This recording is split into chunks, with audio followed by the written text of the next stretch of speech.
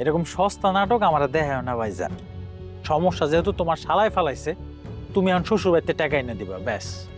আমার আব্বার টাকা কই থেকে দিব? তাছাড়া আমি আব্বার কাছে কি করে টাকা চামু? এখন আব্বার কাছে টাকা চাইলে তো আব্বাই মনে করব যৌতুক চাইতেছে। আমি আব্বার কাছে টাকা চাইতে পারবো না। কিন্তু বোমা, সমস্যার সৃষ্টি তো হয়েছে তোমার ভাইয়ের কারণে। ও আব্বা, আমি মানছি যে আমার ভাইয়ের কারণে এই সমস্যাটা হয়েছে। আমার ভাইয়ের জায়গায় যদি ছোট মিয়া যাইতো, এই সমস্যাটা তো তখনও হইতে পারতো, তাই না? আর সমস্যা যখন হয়েছে, এটার তো একটা সমাধান আছেই।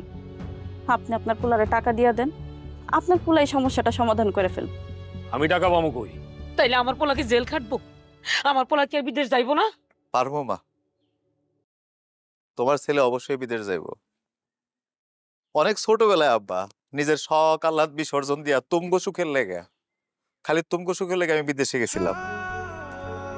গত কয়টা বছর, গত 10 বছর আমি যে টাকা ইনকাম করে পাঠাইছি, না হইলেও কোটি টাকা নিচে হইব না।